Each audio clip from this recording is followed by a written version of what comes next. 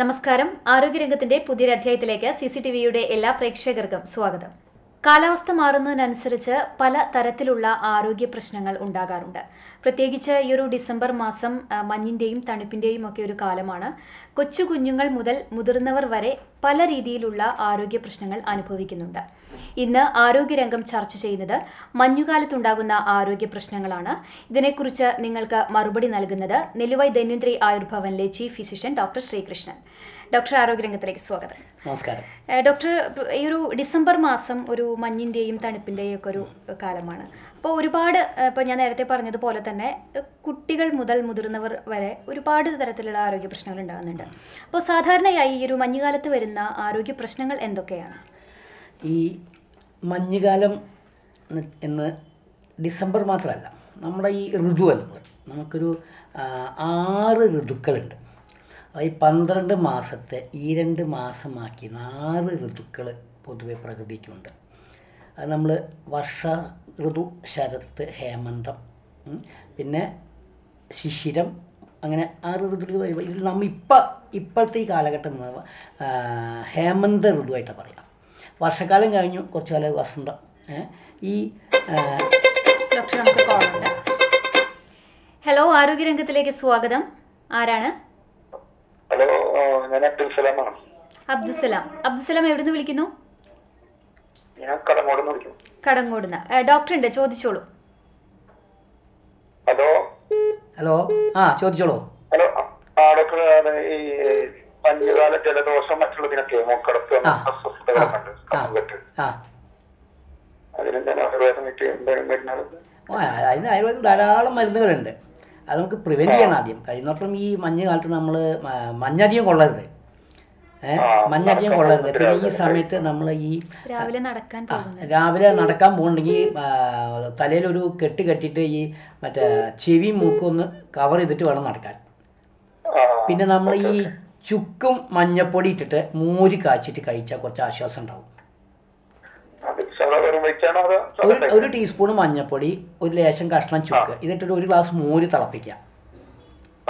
അത് 2 നേരം കഴിച്ചു കഴിഞ്ഞാൽ കുറേ കുറവുണ്ടാവും. അതുകൊണ്ട് കുഴപ്പമില്ല. ബി പി ഉണ്ടെങ്കിലും കുഴപ്പമില്ല. പിന്നെ ബി പി ഒക്കെ ഉണ്ടെങ്കിൽ നോക്കിയിട്ട് ശരിക്കും വന്ന് നേരിട്ട് മരുന്ന് കുറച്ച് കഴിച്ചാൽ മാറിക്കോളൂ. എത്രത്തോളം ഉണ്ടെന്ന് വെച്ചാൽ. കാരണം ഈ സൈനസൈറ്റിസ് ഉള്ള ആൾക്കാർക്ക് ഇത് പെട്ടെന്ന് വരും. സ്വതവേ മൂക്കടപ്പുള്ള ആൾക്കാർക്ക് ഇത് മഞ്ഞ് കണ്ട അപ്പം തുമ്പാൻ തുടങ്ങും. അതുണ്ടെങ്കിൽ അപ്പം അത് ഇത് കഴിച്ച് കുറവില്ലെങ്കിൽ നമുക്ക് നേരിട്ട് വന്നിട്ട് മരുന്ന് തരാം കേട്ടോ. ആയിക്കോട്ടെ. വന്നു ശരി. അപ്പം ഇത് പറഞ്ഞ പോലെ മഞ്ഞുകാലായി തുമ്പല് തുടങ്ങിയെന്നാണ് പറഞ്ഞത്. പക്ഷെ നമ്മൾ നേരത്തെ ഋതുവിന്റെ കാര്യം പറഞ്ഞു. അപ്പോൾ ഈ ഹേമന്ത ഋതുവാണ്. പൊതുവെ ഈ കാലഘട്ടം ഒരു ആരോഗ്യമുള്ള കാലഘട്ടമാണ്. ഈ സമയത്തിൽ ഇപ്പോൾ ആയുർവേദപരമായിട്ട് ഞങ്ങൾ ആയുർവേദത്തിൽ ഋതുചര്യ എന്നൊരു അധ്യായമുണ്ട് ആയുർവേദത്തിൽ. അതായത് പ്രിവെൻഷൻ ഓഫ് ദ ഡിസീസിൽ ഋതുക്കൾക്കനുസരിച്ച് എങ്ങനെ ആരോഗ്യം സംരക്ഷിക്കാം, രോഗം വരാതിരിക്കാം.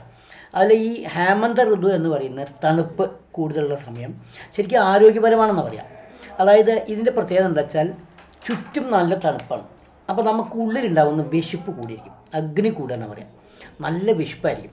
അതിന് വേറെ ഈ ബേസൽ മെറ്റബോളിക് റേറ്റ് എന്ന് പറയും. നമ്മുടെ ശരീരത്തിൽ മെറ്റബോളിസം വളരെയും കൂടിക്കൊണ്ടിരിക്കും. അതായത് എൻസൈമൊക്കെ കൂടുതൽ ഉണ്ടാവും. ഈ ആഹാരം പെട്ടെന്ന് ദഹിക്കും. അപ്പോൾ അങ്ങനെ ആകുമ്പോൾ ഈ വിശപ്പ് കൂടുതൽ ഉണ്ടാവുന്ന ഒരു കാലഘട്ടമാണ്. ഹലോ, ആരോഗ്യരംഗത്തിലേക്ക് സ്വാഗതം. ആരാണ്? നിഷാദ്, തിരുവത്രയെന്ന്. ഡോക്ടറുണ്ട്, ചോദിച്ചോളൂ. നിഷാദ് പറയോ, ചോദിക്കൂ. നമസ്തേ. നമസ്തേ, ചോദിക്കൂ, പറയൂ. വീട്ടില് എല്ലാവർക്കും കഫക്കെട്ടാണ്. ഇപ്പൊ ഈ കാറ്റും പൊടിയും ഒക്കെ അല്ലേ, മഞ്ഞും. അപ്പോ കഫക്കെട്ട് മാറാൻ വേണ്ടിട്ട് നമുക്ക് നാടനായിട്ട് എന്താ ചെയ്യാൻ പറ്റുക? നാടനായിട്ട് ഇപ്പളേ ഈ തുളസിയുടെ ഇല ഇല്ലേ? ഹലോ, എന്താ ഈ തുളസിയുടെ ഇല? അതൊരു 10 എണ്ണം, ഒരു 5 കുരുമുളകും കൂടിയിട്ടേ 1 ഗ്ലാസ് വെള്ളം തിളപ്പിക്കുക. അത് കുടിച്ചു കഴിഞ്ഞാൽ കഫക്കെട്ടുന്നൊക്കെ മാറും. കുട്ടികൾക്ക് അത് കുറേശ്ശെ, കുട്ടികൾക്ക് അത് 2 ടീസ്പൂൺ വീതം. കുട്ടികൾക്ക് ഒരു 5 വയസ്സിന് മീതുള്ളവർക്കാണെങ്കിൽ കൊടുക്കാം. അതൊരു 5 വയസ്സിന് മീത് ഓരോ 2 ടീസ്പൂൺ വീതം കൊടുക്കാം.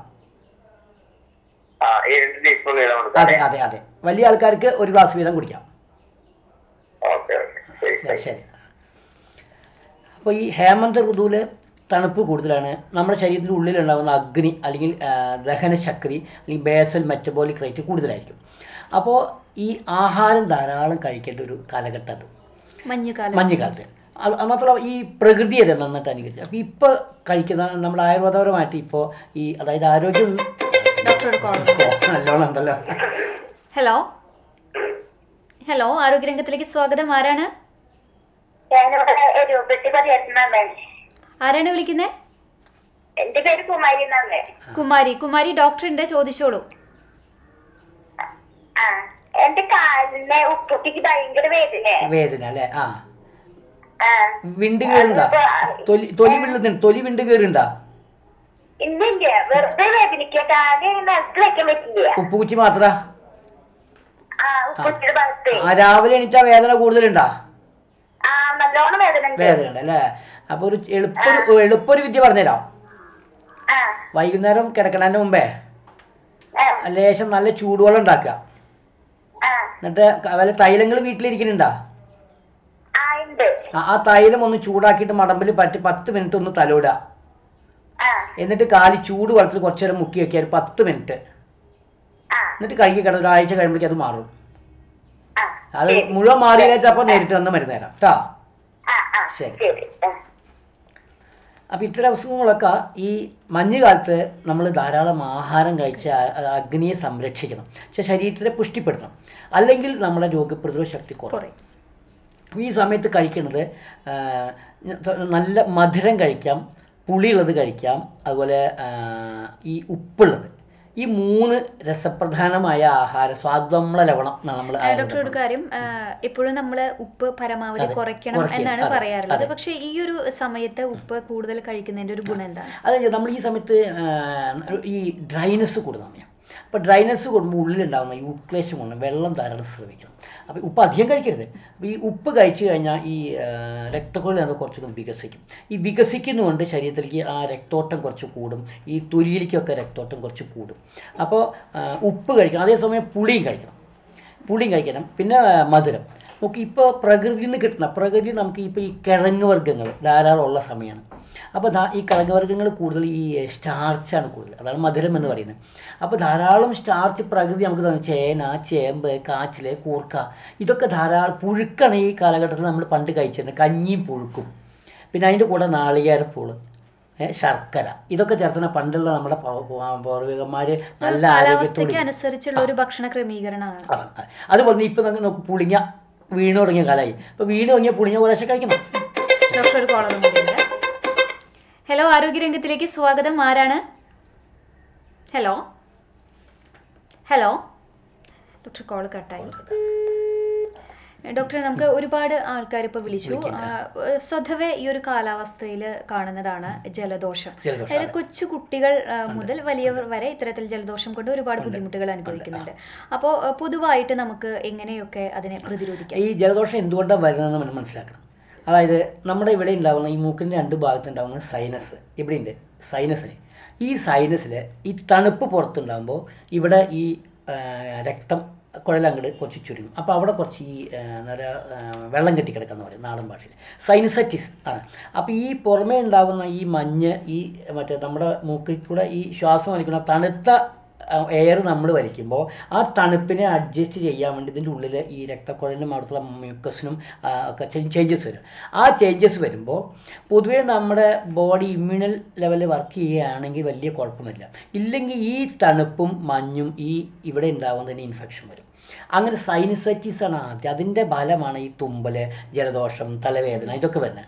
അപ്പോൾ പൊതുവേ പണ്ടൊക്കെ എന്താണെന്ന് വെച്ചാൽ ഈ മഞ്ഞ് കൊള്ളലിനെ ഒഴിവാക്കണം. അപ്പോൾ മഞ്ഞ് കൊള്ളിനെ ഒഴിവാക്കാൻ പറ്റില്ല. നമ്മൾ രാവിലെയാണ് ഇപ്പോൾ എല്ലാവരും നടത്തും, രാവിലെ 5 മണിയായാൽ നടക്കാൻ തുടങ്ങി.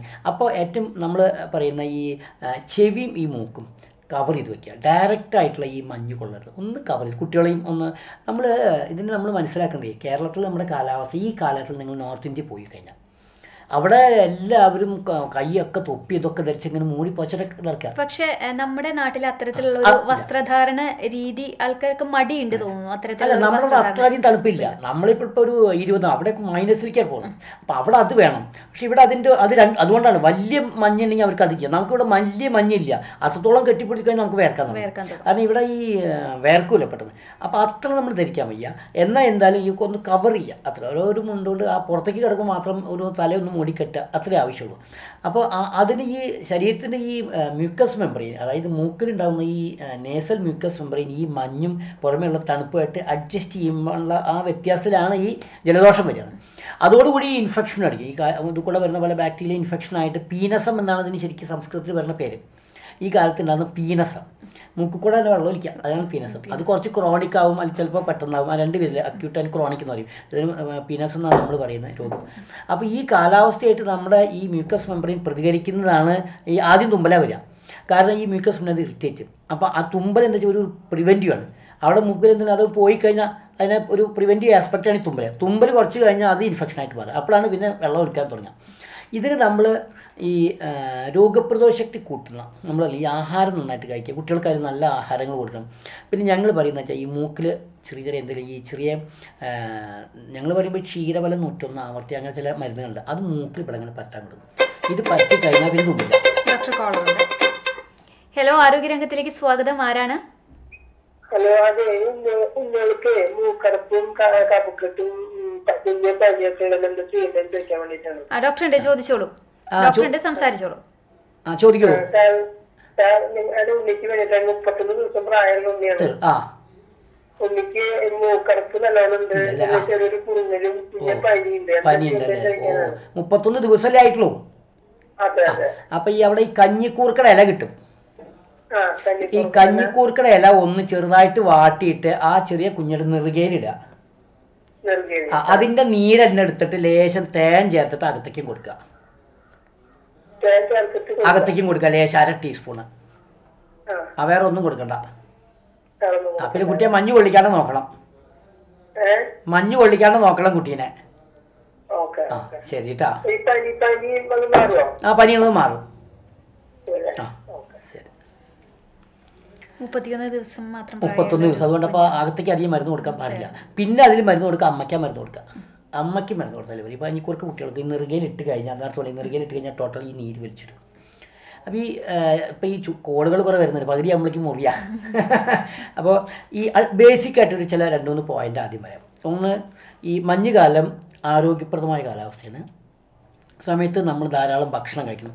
പ്രകൃതിയിൽ നിന്ന് കിട്ടുന്ന ഭക്ഷണം തന്നെ, ധാരാളം കിഴങ്ങ് വർഗ്ഗങ്ങൾ, പുളി, പിന്നെ കൊടുക്കാവുന്ന ഈ മറ്റേ മോര് കാച്ചിയത്. എപ്പോഴും ഡോക്ടർ, മോര് തണുവാണ്. അപ്പോൾ ഈ ഒരു തണുവ് കാലത്ത് മോര് കഴിച്ചാൽ കൂടുതൽ കഫക്കെട്ട് ഉണ്ടാവും. അത് മോര് കാച്ചി കഴിക്കും. മോര് മഞ്ഞപ്പൊടിയും ഈ ചുക്കും കരിവേപ്പിൻ്റെ ഇട്ട് കാച്ചി കഴിക്കുക. ലേശം ഉപ്പിട്ട് കാച്ചിയാൽ നല്ലതാണ്. പിന്നെ ഈ കാലഘട്ടത്തിൽ വരാമെന്ന് തോന്നുന്നു ഇപ്പോൾ ഇത് പറഞ്ഞ ഈ ജലദോഷം, അതാണ് ഏറ്റവും പ്രധാനം. രണ്ടാമത്തെ ഈ തൊലിയും കയ്യും കാലും വിണ്ട് കീറുക. ഇത് 2. ശരീരം മുഴുവൻ ഒരു ഡ്രൈനസ്, ഈ കവിളെല്ലാം വിണ്ട് കീറുക, ചുണ്ട് വിണ്ട് കീറുക. ഇതൊക്കെയാണ് ഈ സമയത്തുണ്ടാകുന്ന ഏറ്റവും പ്രധാനപ്പെട്ട പ്രശ്നങ്ങളായിട്ടുള്ള വേറെ അസുഖങ്ങൾ. ഇതിനാണ് നമ്മൾ അത് എന്തുകൊണ്ടാണെന്ന് വെച്ച് കഴിഞ്ഞാൽ ഈ ശരീരത്തിനുള്ള ഈ ഡ്രൈനസ് കൂടും. ഇപ്പോൾ ആരോഗ്യം ഉണ്ടെങ്കിൽ പുറമെ മുഴുവൻ തണുപ്പാണ്. അപ്പോൾ ആ തൊലി ഇങ്ങനെ ചുരുങ്ങുമ്പോൾ വിണ്ട് കീറുകയാണ്. അപ്പോൾ അതിന് ആയുർവേദം പറയുന്ന ഈ കാലഘട്ടത്തിലാണ് ധാരാളം ആഹാരം കഴിക്കണം. പിന്നെ ദിവസേന എണ്ണ തേച്ച് കുളിക്കണം. വെറും വെളിച്ചെണ്ണ കൈൻ്റെ മുകളിലും കാലിലും മേലെ മുഴുവൻ തൊലിയിൽ ഇവിടെ മുഖത്തൊക്കെ നന്നായിട്ട് തേച്ച് 10 മിനിറ്റ് മസാജ് ചെയ്തിട്ട് ഈ സമയത്ത് സോപ്പ് അധികം ഉപയോഗിക്കാതിരിക്കുക നല്ലത്. കൂടുതൽ അപ്പോൾ അതിന് നല്ല കടലമാവോ ചെറുപരിയൂട അല്ലെങ്കിൽ തൊടിയിൽ നിന്ന് കിട്ടുന്ന പോലെ താളി, നല്ല വേപ്പിൻ്റെ ഇല, മറ്റേ ചെമ്പരത്തിൻ്റെ ഇല, അങ്ങനെയുള്ളതെല്ലാം കലക്കമാക്കിയിട്ട് ഇല തേച്ച് കുളിച്ച് കഴിഞ്ഞാൽ ഉദ്വർത്തനം എന്ന് പറയുന്നത്. അപ്പോൾ അത് തേച്ച് കുളിച്ച് കഴിഞ്ഞാൽ ഡ്രൈനസ് വരെ തൊലിയൊക്കെ സ്മൂത്തായിട്ടിരിക്കും. ഇത് 2ഉം നമ്മൾ ശ്രദ്ധിക്കുക. അതുപോലെ കൈയും കാലും വിണ്ട് കയറുന്നതിന് ഈ സമയത്ത് അതുപോലെ വേറൊരു ഏറ്റവും പ്രധാനപ്പെട്ട ഒരു ആഹാരത്തിൽ ചേർക്കുന്നതാണ് നെയ്യും പാലും ഈ അവസരത്ത് ധാരാളം കഴിക്കാൻ പറയും. ഈ നെയ്യ് അതുപോലെ കൊളസ്ട്രോൾ ഉണ്ടോ, ശരിക്കുള്ള നെയ്യ് കഴിച്ചാൽ കൊളസ്ട്രോൾ കൂടില്ല, കുറേശ്ശേ കഴിക്കുന്നുണ്ട്. അത് എനിക്ക് കായും കാലിനും മുകളിൽ പരട്ടാൻ വേണമെങ്കിൽ കൈൻ്റെ മുകളിൽ കാലിന് മുകളിൽ പരട്ടാം. ഈ വിണ്ട് കയറുന്നതിനും നെയ്യ് പരട്ടിക്കഴിഞ്ഞാൽ അത് ചുണ്ടിൻ്റെ മുകളിൽ അത് പരട്ടിക്കഴിഞ്ഞ് കഴിഞ്ഞാൽ അതിനും കുറവുണ്ടാവും. ഡോക്ടർ അതുപോലെ ശ്വാസം മുട്ട് ഒരുപാട് കൂടുന്ന ഒരു സമയമാണ്. പ്രത്യേകിച്ച് പ്രായമായവർക്കാണ് കൂടുതൽ അത്തരത്തിലുള്ളൊരു ബുദ്ധിമുട്ട് അനുഭവിക്കാറ്. അപ്പോൾ ഈ ഒരു സമയത്ത് എന്ത് ചികിത്സാ രീതിയാണ് അവർക്ക് ഫലപ്രദമാവുക? അത് ശരി. ഈ ശ്വാസം മുട്ട് അതുപോലെ ഈ ആസ്മ രോഗികളിൽ കൂടുന്നത്, അതുപോലെ അത്തരത്തിന് വേറെ ഈ അതിന് കാരണം പറഞ്ഞിട്ട് പറയാം. ഈ ശ്വാസം മുട്ട് വരുന്നത് വെച്ചാൽ ഈ തണുപ്പ് നമുക്ക് ഈ ലങ്സിന് ചുരുക്കും. അപ്പോൾ ഈ ഓക്സിജൻ കിട്ടൽ കുറവായിരിക്കും. ആ സമയത്ത് നമ്മൾ ചെയ്യാൻ നമുക്ക് കുടിക്കാവുന്നത് ഇതതിനകത്ത് പറഞ്ഞില്ല, ഈ കുരുമുളക്, പിന്നെ ഈ തുളസിയുടെ ഇല, പിന്നെ ഈ ചുക്ക്, പിന്നെ വേറെ നമ്മൾ ഔഷധങ്ങൾ ചേർക്കാൻ പറ്റുകയാണെങ്കിൽ ആടലോടകത്തിൽ ഇങ്ങനെ കിട്ടുകയാണെങ്കിൽ അതെല്ലാം കൂടിയിട്ട് ശരിക്കും ദിവസേന കഷായം വെച്ച് രാവിലെ വൈകുന്നേരം കഴിക്കാവുന്നതാണ്. പിന്നെ ചെയ്യാവുന്ന നമ്മൾ ഈ കുറച്ച് ബ്രീത്തിങ് എക്സസൈസ്, അതായത് ഈ ശ്വാസകോശം നമ്മൾ വികസിപ്പിക്കണം, ഈ ലങ് വോളിയം കൂട്ടുക എന്ന് പറയും. ഡെയിലി പ്രാണായാമം, അതാണ് ഏറ്റവും ബെസ്റ്റ്. ഈ പ്രാണായാമം ചെയ്ത് കഴിഞ്ഞാൽ ഈ ജലദോഷം വരില്ല. ഒരു പ്രിവെൻറ്റീവ് ഈ പ്രാണായാമം ഡെയിലി ചെയ്ത് കഴിഞ്ഞാൽ ഒരു നല്ലൊരു പ്രിവെൻറ്റീവ് ആസ്പെക്റ്റാണ് നേസോഫാരിങ്സിൽ ഉണ്ടാകുന്ന പല അസുഖങ്ങൾക്കും. അപ്പോൾ ഈ ഡെയിലി പ്രാണായാമം ചെയ്താൽ ഈ മഞ്ഞുകാലത്ത് ഉണ്ടാകുന്ന ഇത് പറഞ്ഞ പോലെ ഈ ജലദോഷം, അതുപോലെ മൂക്കടപ്പ്, തലവേദന ഒന്നും ഉണ്ടാവില്ല. പിന്നെ ഒരു തവണ ഈ തൊണ്ടയടപ്പ് ഇതോടുകൂടി വരുന്നത്. അപ്പോൾ ഇത് രണ്ടും കഴിഞ്ഞിട്ടാണ് ഈ ശ്വാസം മുട്ട് വരാം. ഇവിടെ ഈ കഫം വന്നിട്ട് ഇത് ആദ്യം ഇവിടെയാണ് കഫം വരിക, നേസിൽ, അത് കഴിഞ്ഞ് തൊണ്ടയിലേക്ക് പറഞ്ഞു. കാരണം ഇവിടെ ഉണ്ടാകുന്നത് ഈ വന്നു കഴിഞ്ഞാൽ ക്രമേണ ഈ ലിംഫാറ്റിക് സിസ്റ്റത്തിൽ കൂടെ ഇവിടെ ഉണ്ടാകുന്ന ഗ്ലാൻഡ് വന്നു. ഈ കുട്ടികൾക്ക് ഇപ്പോഴാണോ ഈ ടോൺസിൽസ്, അതുപോലെ പാരാടോൺസിൽസ് വളരെയധികം കൂടുന്ന സമയം. അതെ. അപ്പോൾ ഇൻഫെക്ഷൻ, പിന്നെ അഡിനോയിഡ്, ഇതൊക്കെ വരും. വലിയ ആൾക്കാണെങ്കിൽ ഇത് നേരെ പോയിട്ട് നേരെ ലങ്സിലേക്ക് ആവും. അപ്പോൾ ഈ ആസ്മ പേഷ്യൻ്റ് ഉള്ള ആൾക്കാർക്ക് ഈ അലർജി കൂടുന്ന കണ്ടീഷൻ. അപ്പോൾ ഈ ആസ്മ, അതുപോലെ അലർജി, അതുപോലെ എക്സ്മിയത്, ഈ ആസ്മ എക്സ്മ സിൻഡ്രോം എന്ന് പറയുന്നുണ്ട്. അപ്പോൾ ഈ എക്സ്മിയത്, അതുപോലെ ഈ എക്സ്മാറ്റസ് റിയാക്ഷൻ, സോറിയാസിസ്, ലൈക്കം, ഇങ്ങനെ കുറേ അസുഖങ്ങൾ കൂടുന്നൊരു കാലഘട്ടം അത്. അപ്പോൾ ഇവിടെ ഇത് ഞാൻ പറഞ്ഞു, ഈ ബേസിക് നമ്മുടെ ഇമ്മ്യൂണിറ്റിയുടെ കുഴപ്പമാണ്. അപ്പോൾ ഈ ശ്വാസമുട്ടുള്ള ആൾക്കാർ ഈ സമയത്ത് മിക്കവാറും ഈ കാലാവസ്ഥയ്ക്ക് അനുസരിച്ച്, കാരണം പ്രത്യേകിച്ച് നേരത്തെ എന്നിട്ട് മഞ്ഞ് കൊള്ളരുത്. പിന്നെ ആഹാരത്തിൽ ഈ സമയത്ത് ഈ ഫ്രിഡ്ജിൽ വെച്ച ആഹാരങ്ങൾ ഒഴിവാക്കണം. ചുടുക്കനുള്ള ആഹാരങ്ങളെ കഴിക്കാൻ പാടില്ല. അതിൽ നമുക്ക് മറ്റേ പുളിയൊക്കെ ചേർക്കാം, ലേശം എരിവ് ചേർക്കാം, പിന്നെ മധുരമുള്ളത് കഴിക്കാം. മധുരമുള്ളത് തന്നെ ഈ ഫ്രിഡ്ജിൽ വെച്ച് മധുരം കഴിക്കരുത്. അല്ലാണ്ട് ഈ സമയത്ത് പായസം അതൊക്കെ കഴിക്കാൻ നന്നായിട്ട്. അത് സ്റ്റാർച്ച് കൂടുതൽ. കാരണം ഈ ദഹനശക്തി കൂടുമ്പോൾ നമ്മൾ ധാരാളം ആഹാരങ്ങൾ, നമ്മൾ പൊതുവേ സ്റ്റാർച്ചാണല്ലോ കഴിക്കാറ്.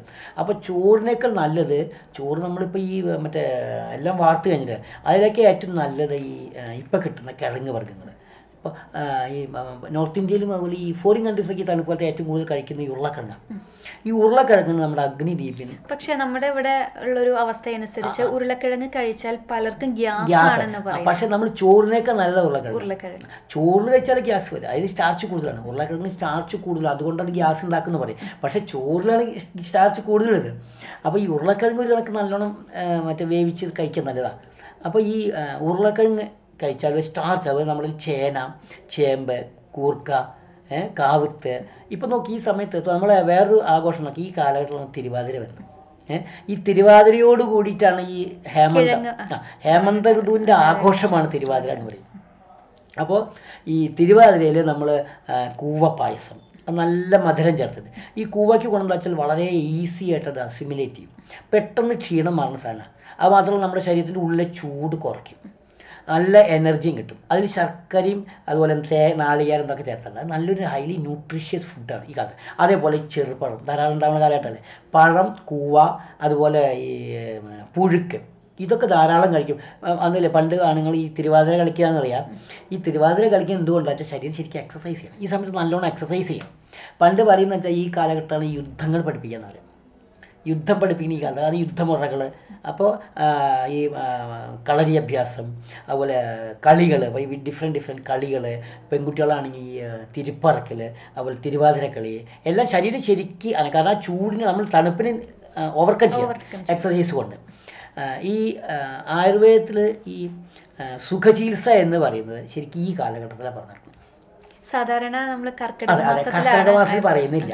നീതം കുശലൈസാർത്ഥം പാദാഭ്യാഗ യുക്തിത. പക്ഷേ ആയുർവേദത്തിൽ സുഖചികിത്സയ്ക്കായി തെരഞ്ഞെടുത്തിട്ടുള്ളത് കർക്കിടക മാസമാണ്. ഒരു ബിസിനസ് ട്രിക്കാണ്.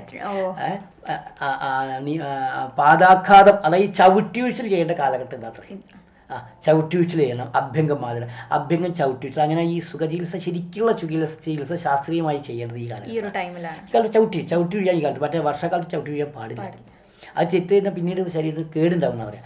ഈ കാലഘട്ടത്തിൽ നമ്മുടെ ശരീരം ബലമുള്ള കാലഘട്ടമാണ്. തണുപ്പ്, ആ തണുപ്പിനെ ഓവർകം ചെയ്യാൻ മേലെ എണ്ണ തേച്ച് ഒഴിയുക, ചവിട്ടുക. അപ്പോൾ അങ്ങനെയാണ് ഈ രക്തോട്ടം കൂടി ഈ തൊലിക്കൊക്കെ നല്ല മൃദുത്വം കിട്ടും, ആ ഡ്രൈനെസ് ഒക്കെ മാറും. ഇതാണ് ഈ കാലഘട്ടത്തിൻ്റെ പ്രത്യേകത.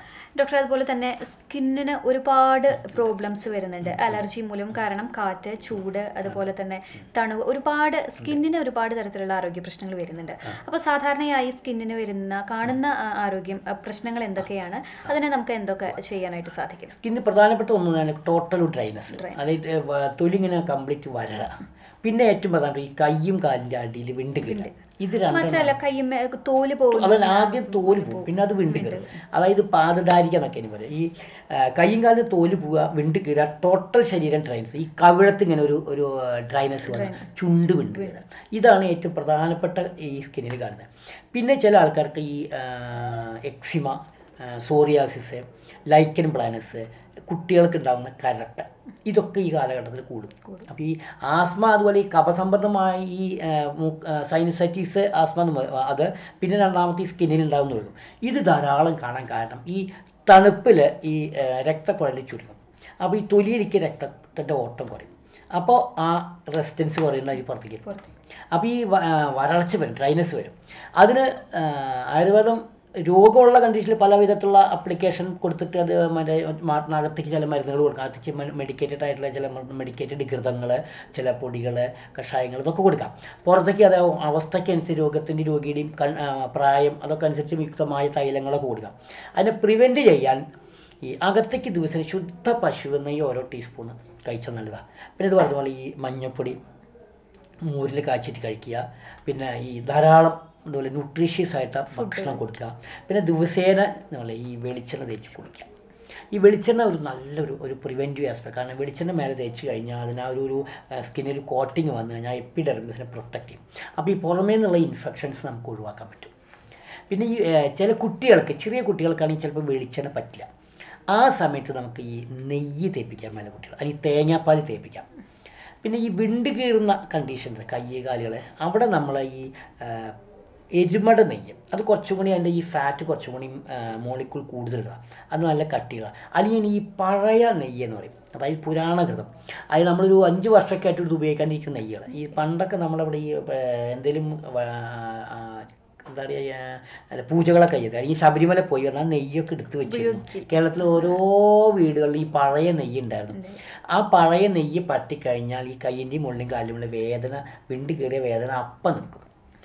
അതുപോലെ തന്നെ ഈ ചുണ്ട് വിണ്ടുന്നതിൽ അത് പറ്റാം.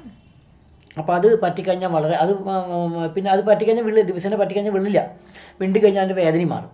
പിന്നെ കുട്ടികളൊക്കെ ആണെങ്കിൽ തേങ്ങാപ്പാൽ ധാരാളം തേച്ച് കുളിപ്പിക്കുക. പിന്നെ ഈ തൊലി, ഈ കവിളിങ്ങനെ വരളച്ച ചില ആൾക്കാർക്കുണ്ട് ഈ ഭാഗത്ത് മാത്രം. അതെന്താ വെച്ചാൽ ഈ എക്സ്പോസ് ചെയ്യുന്ന ഭാഗം എന്താണ് പെട്ടെന്ന്. അപ്പോൾ അവിടെ ഉണ്ടാവുന്നതാണ് ഇതുപോലെ ഈ വെണ്ണ തേച്ച് കഴിഞ്ഞാൽ നല്ലതാണ്. പിന്നെ ഇപ്പോൾ ഈ ചില ആൾക്കാർ ഇപ്പോൾ ഈ സൺസ്ക്രീനൊക്കെ പറഞ്ഞാൽ ഈ കോസ്മെറ്റിക്സ് ഉപയോഗിക്കുന്നത്. അപ്പോൾ ഈ മോഡേൺ കോസ്മെറ്റിക്സ് ഉപയോഗിച്ച് കഴിഞ്ഞാൽ അത് അലർജി ആയിട്ടാണ് വരുന്നത്. പ്രത്യേകിച്ച് ഈ സമയത്ത് പല ആൾക്കാർ ഇത് ഒരു വട്ടം തേക്കുമ്പോൾ ഇവിടെ ആകെ ചുവന്ന വിണ്ട് കയറി. കാരണം ഇത് തേച്ച് കഴിഞ്ഞ് കാലാവസ്ഥ അത് ഷ്രിങ്ക് ചെയ്യും. ആ ഷ്രിങ്ക് ചെയ്ത് കഴിഞ്ഞാൽ ഈ കെമിക്കൽ, ആ ഷ്രിങ്കിനോട് കിട്ടുന്ന കെമിക്കൽ അതൊന്ന് ഒബ്സർവ് ചെയ്യും, അത് അലർജി ആയിട്ട് മാറും. അതുപോലെ ഇപ്പോൾ ഇന്ന് മോഡേണായിട്ട് ഉപയോഗിക്കുന്ന ലിപ്സ്റ്റിക്കുകൾ, ഇതൊക്കെ ഈ കെമിക്കൽ ചേർന്നാണ്. അതിനൊക്കെ നമ്മുടെ നാടനായിട്ട് കിട്ടുന്ന കുറേ ഔഷധങ്ങൾ. ഇപ്പോൾ ഉദാഹരണം പറയുമ്പോൾ നമ്മൾ ഈ കവളത്തുണ്ടാവുന്ന ഈ വിണ്ട് കയറിൽ നമ്മൾ ഈ കുങ്കുമപ്പൂവ് എന്ന സാധനമുണ്ട്. കുങ്കുമപ്പൂ എന്ന് പറഞ്ഞാൽ എല്ലാവർക്കും കാണണം, ഈ പറയൊക്കെ മഞ്ഞ നിറത്തിലുള്ള അതിൻ്റെ ആ പൂവിൻ്റെ അതല്ലേ, അതിനെപ്പറ്റി ഞാൻ പറയും. അതൊരു വളരെ ഇമ്പോർട്ടൻ്റ്. എനിക്കിപ്പോൾ എന്നാൾ മനസ്സിലായത്, ഞാൻ ഈ ഇന്തോനേഷ്യയിൽ ബാലി ദ്വീപിൽ പോയിരുന്നു. ആ ബാലി ദ്വീപ് ഇന്തോനേഷ്യയിലെ എല്ലാ വീട്ടിലും 2 or 3 ഈ കുങ്കുമ ചെടികളുണ്ട്. അവർ ഒഫീഷ്യൽ ഉണ്ടാവുന്നില്ല. നമ്മൾ വന്നു കഴിഞ്ഞാൽ നമ്മുടെ അവിടെ സാധാരണ കാണുന്നു. അതെ അതെ. പക്ഷെ അവിടെ എല്ലാത്തിലും റോട്ടിലൊക്കെ കാണും എല്ലാതും. അപ്പോൾ അതിൻ്റെ പൂവ് ഇങ്ങനെ വീട് കിടക്കുന്നുണ്ടാവും. അതിൻ്റെ മാല ഇട്ടിട്ടാണ് നമ്മൾ സ്വീകരിക്കുക അവർ ടൂറിസ്റ്റ്കാർ എല്ലാവർക്കും. അപ്പോൾ അതിങ്ങനെ വീട് കിടക്കുന്നുണ്ട്. അപ്പോൾ അത് നല്ല ഔഷധമാണ്. അപ്പോൾ ഞാൻ ചോദിച്ചപ്പോൾ നമ്മുടെ ഇവിടെ ഔഷധം ഉപയോഗിക്കുന്നത്, അപ്പോൾ അവിടുത്തെ ആൾക്കാരോട് ചോദിച്ചപ്പോൾ നാടൻ ആൾക്കാർ അത് നല്ല ഔഷധമായിട്ട് ഉപയോഗിക്കേണ്ടത്. അപ്പോൾ ആ പൂവിൻ്റെ ആ ഔഷധം എന്ന് പറയുമ്പോൾ ആ പൂവിന് വേറെ ഗുണം. ഈ ഇന്തോനേഷ്യൻ ഇതെല്ലാം ചൈന ചുളുങ്ങിയ വിലയ്ക്ക് ചൈന കൊണ്ടുപോകുന്നുണ്ട്. അവരിട്ട് അത് കോസ്മെറ്റിക്സ് ആയിട്ട് ഇൻ്റർനാഷണൽ മാർക്കറ്റിൽ ഇറക്കുന്നുണ്ട്. അപ്പോൾ ആ പാവങ്ങൾക്ക് അത് അറിയില്ല, ഇന്തോനേഷ്യ പാവങ്ങൾക്ക് അത് അറിയില്ല. അവർക്കൊരു 4 കിലോ 10 റുപ്യറ്റേ കിട്ടുക. എന്നിട്ട് അത് കോസ്മെറ്റിക്സ് ആക്കുമ്പോൾ അത് ഭയങ്കര കാശായി. അത് നമ്മുടെ കൂടെ ഉപയോഗിക്കണം. അപ്പോൾ ഈ കുങ്കുമത്തിൻ്റെ പൂവ് നന്നായിട്ട് പൊടിക്കുക, അല്ലെങ്കിൽ ഉണക്കി അത് നേരെ എന്നിട്ട് ഈ വെണ്ണയില്ലേ, വെണ്ണയിൽ നന്നായിട്ട് ചാലിച്ച് ലേശം മഞ്ഞപ്പൊടി ഇട്ട് ചാലിച്ചൊരു പേസ്റ്റ് പോലെ ആക്കി കഴിഞ്ഞാൽ അത് കുറേശ്ശെ ഈ കവിളത്ത് ഇങ്ങനെ പരട്ടി കഴിഞ്ഞാൽ ബെസ്റ്റ് സൺസ്ക്രീനുമാണ്, നല്ലൊരു കോസ്മെറ്റിക്, യാതൊരു വിധത്തിലുള്ള അലർജി ഉണ്ടാവില്ല. മാത്രമല്ല ഈ കവിളൊക്കെ നല്ല തുടിച്ച് നല്ല കളർ വരും.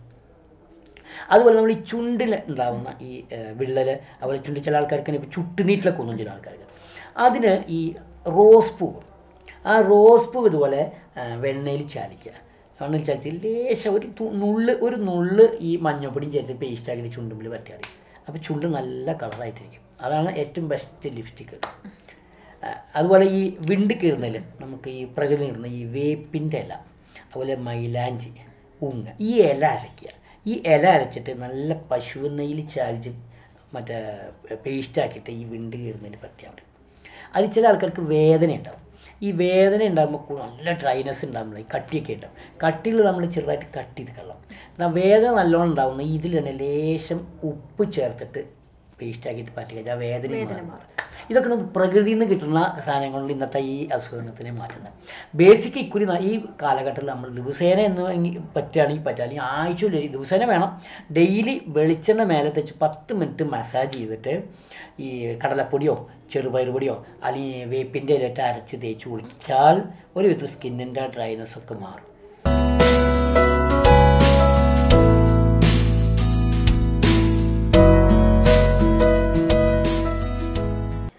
ആരോഗ്യരംഗത്തിന്റെ ഇന്നത്തെ അധ്യായം ഇവിടെ പൂർണ്ണമാവുകയാണ്. മഞ്ഞുകാലത്ത് വരുന്ന ഒരുപാട് ആരോഗ്യ പ്രശ്നങ്ങളുണ്ട്, പ്രതിരോധ മാർഗങ്ങളുണ്ട്. കൂടുതൽ വിശദാംശങ്ങളുമായി അടുത്ത ആഴ്ച ആരോഗ്യരംഗത്തിൽ വീണ്ടും കാണാം. അതുവരെ കാത്തിരിക്കുക. നന്ദി, നമസ്കാരം. നമസ്കാരം.